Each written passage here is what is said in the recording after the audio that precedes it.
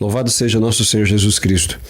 Meus irmãos, gostaria de fazer uma pequena reflexão com vocês sobre a gravidade da situação que nós estamos vivendo. A situação dos nossos católicos é algo profundamente preocupante. A situação dos cristãos, em maneira geral, especialmente dos católicos, é algo profundamente preocupante. As pessoas estão sendo enganadas, as pessoas estão sendo iludidas, as pessoas estão sendo ludibriadas. Do que estou falando? Estou dizendo que, mesmo aqueles que frequentam a igreja, a grande parte não tem recebido a pregação do Evangelho, a grande parte não tem recebido a pregação da verdade. As pessoas têm ido à missa, têm ido a participar na igreja e têm, da mesma forma que entram, saem, na sua maior parte. É evidente que sempre existem exceções, é evidente que sempre existem pessoas que, por graça de Deus, são conduzidas e, por graça de Deus, são realmente transformadas. Mas grande parte das pessoas não tem experimentado a transformação e a conversão. As pessoas, elas continuam vivendo acomodadas nos seus pecados e não têm sido de maneira alguma despertada pela pregação da maior parte dos nossos pastores de almas, bispos e sacerdotes. Eles têm permanecido em seus pecados. As pessoas vão à missa, as pessoas amaziadas vão à missa e continuam tranquilas. Ninguém fala nada, ninguém diz nada a respeito. Muito poucos é que advertem a respeito dessa situação objetiva de pecado grave, dessa situação de adultério e de pecado mortal. As pessoas vão à missa, assistem novelas, Big Brothers, malhações e continuam comungando como se não tivesse nenhum problema, quando tudo isto é de fato um grande escárnio contra Deus, um grande escárnio contra o Evangelho, um grande escárnio contra nosso Senhor Jesus Cristo, porque ensina tudo o contrário daquilo que a Bíblia, daquilo que a palavra de Deus ensina. As pessoas, elas vão à missa e continuam frequentando ambientes como bares, boate, discoteca, shows mundanos, achando que tudo isto não tem nada a ver, que isto não tem nenhum problema. E vem ainda com as desculpas mais esfarrapadas e imbecilizadas do mundo dizendo: o que tem? O que importa é o coração. Não compreende que um coração que ama a Deus despreza os caminhos do mundo. Um coração que ama a Deus não coaduna-se, quer dizer, não tem liga, não tem união com estas coisas que são abominadas por Deus. Porque diz a palavra de Deus que aqueles que frequentam orgias, aqueles que as promovem, aqueles que entram nas bebedeiras, aqueles que estão no mundo, não entrarão no reino dos céus. Ou a gente acredita nisso, ou não somos mais católicos, ou não somos mais cristãos. Nós precisamos despertar para esta consciência de que, de fato, nós não podemos viver uma farsa e depois pensar que vamos para o céu a pretexto de que Deus é bom, de que Deus é misericordioso. Isto não é verdade. Deus é bom e é misericordioso. E justamente, ao invés de pensar que porque Deus é bom e misericordioso, nós podemos viver de qualquer modo, que Deus vai nos enfiar no céu de qualquer forma, nós devemos parar e refletir que um Deus santo, um Deus justo, um Deus bom, o que ele faz com pessoas que não prestam? O que ele faz com pessoas que, ao invés de fato de obedecerem a sua palavra, de abraçarem os seus mandamentos, preferem escolher a via do pecado, a via dos vícios, a via da condenação? O que um Deus bom faz com gente que despreza a sua justiça e a sua santidade? Um Deus bom não aceita pessoas desse tipo no céu, no convívio eterno com Ele, porque Ele deu todos os meios para a nossa santificação. Entretanto, a grande parte do nosso povo tem brincado com a sua própria salvação, direcionado a sua vida para a busca da santidade, não tem dado importância à palavra do Senhor, tem desprezado de maneira solene os seus mandamentos, tem pisado no sangue de Cristo. A igreja está aí, os sacramentos estão aí, a verdade está ensinada, a palavra de Deus está colocada, mas são muito poucos que se interessam de fato em conhecê-la, de viver na graça, de recorrer ao sacramento da confissão para ter o perdão dos seus pecados, de buscarem Jesus na Santíssima Eucaristia, de se participarem da Santa Missa com amor, com piedade, com gratidão, realmente buscando a força necessária para poderem ser fiéis. Irmãos, o que eu estou falando aqui não se trata de pessoas perfeitas, não. Eu estou falando de pessoas que têm defeitos, que têm fraquezas, que caem, que levantam, mas que estão dispostas a viver a santidade. Estes é os que estão faltando. O que eu estou dizendo é que grande parte daquelas pessoas que vão à igreja não têm recebido o Evangelho, em grande parte por culpa dos nossos pastores, aqueles que são responsáveis, que têm a responsabilidade de ensinar a verdade para o povo e não têm feito. Portanto, tem se calado a respeito das coisas. Por que tem se calado? Não sei. Ou porque não acreditam, ou porque têm medo, ou porque não querem incomodar as pessoas. Pois bem, não incomodando as pessoas para que elas mudem de vida, nós estaríamos agradando ao inferno? Nós estaríamos simplesmente deixando de ser aqueles pastores que conduzem, então, as ovelhas para a salvação eterna? É preciso parar e alertar as pessoas. Olha, em quase todos os lugares onde vou pregar, onde, enfim, vou anunciar a palavra de Deus, quase invariavelmente, as pessoas vêm com estas palavras, estas ou semelhantes, dizendo depois da pregação: por que ninguém nos ensina isso? Porque ninguém nos fala essas coisas. E é algo muito frustrante. Muito frustrante por quê? Porque o que ensino é simplesmente aquilo que está no Evangelho, aquilo que está no Catecismo, aquilo que está nos documentos da Igreja Católica, porque é o que nós cremos, é o que eu creio, é aquilo que o Senhor nos transmitiu através dos santos apóstolos e chegou até nós hoje, transmitido pela Santa Igreja.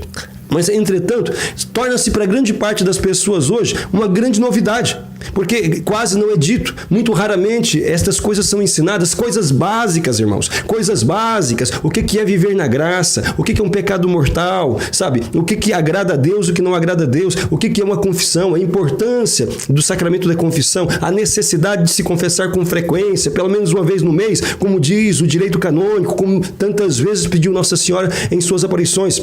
A necessidade de rejeitarmos os caminhos mundanos, de deixarmos aquelas trilhas que nos conduzem ao inferno, aquelas trilhas, quer dizer, os pecados mortais, os vícios, os ambientes mundanos, os programas mundanos, os comportamentos mundanos, as atitudes, as situações de pecado grave. Então, essas coisas básicas que quase ninguém sabe e quase não é falado a respeito. E quando alguém ousa falar a respeito disso, é tido como exagerado.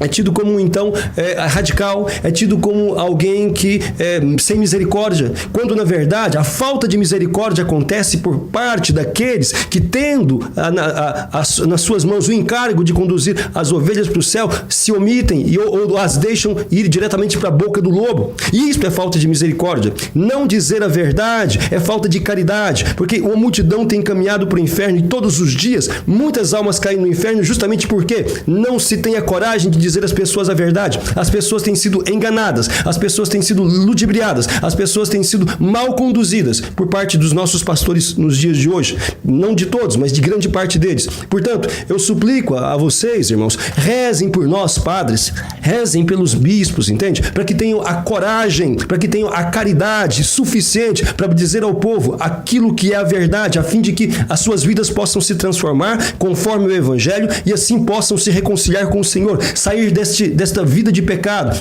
desta farsa na qual grande parte do nosso povo tem vivido, e assim encontrem a santidade, a salvação em Cristo, para que as pessoas possam fazer aquilo que o nosso Senhor mandou, quer dizer, viver em comunhão, a única coisa essencial, a única coisa necessária, o apelo que São Paulo fala lá em Colossenses, no capítulo 3, e quer dizer, buscai as coisas do alto, para que as pessoas sejam despertadas para buscar as coisas de Deus, para que elas possam perceber o perigo que representam tudo isso aí que o mundo tem oferecido. Essas novelas imundas, esta podridão, este vômito de Satanás que tem invadido o lar da maior parte do nosso povo, tá?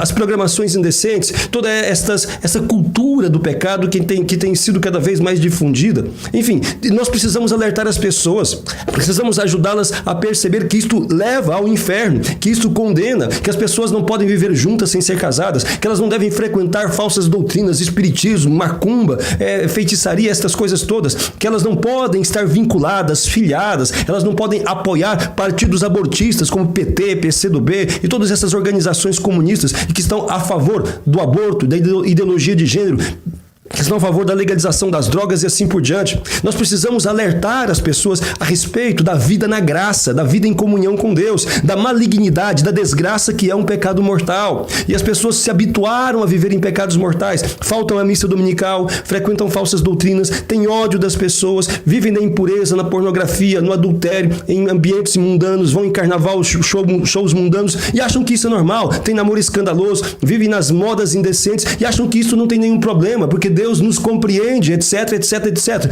Desculpas esfarrapadas de pecadores que não querem se converter, ao invés de realmente acolher o evangelho e mudar de vida, estão então ali justificando o seu pecado e dando desculpas para poder permanecer no seu erro. Meus amados irmãos, se nós não alertarmos o nosso povo, se nós realmente não voltarmos ao evangelho, muito poucos se salvarão. É necessário fazer uma obra de caridade, dizer a verdade para as pessoas, ainda que muitos não compreendam, ainda que muitos pensam que seja talvez ou radicalidade ou implicância, o que quer que seja. O que tem que nos motivar é um verdadeiro amor, o amor a Deus e o amor aos irmãos, que se preocupa com a felicidade e a salvação eterna de cada um.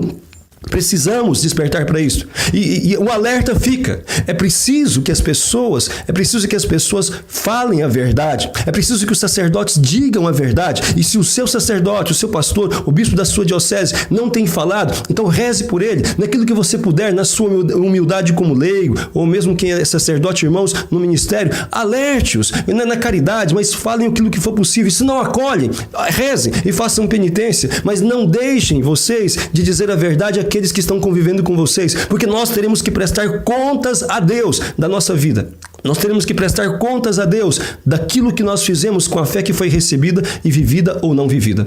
Meus amados irmãos, vejam só, a igreja está se passando por uma situação muito dramática, muito dramática. Chega agora, há poucos dias, ontem, a notícia de que o bispo Dom Gretchen da Ilha de Malta, está suspendendo de ordem os sacerdotes que têm se negado a dar a comunhão para as pessoas que vivem em adultério, amaziadas, amancebadas, juntas sem serem casadas. A que ponto que nós chegamos?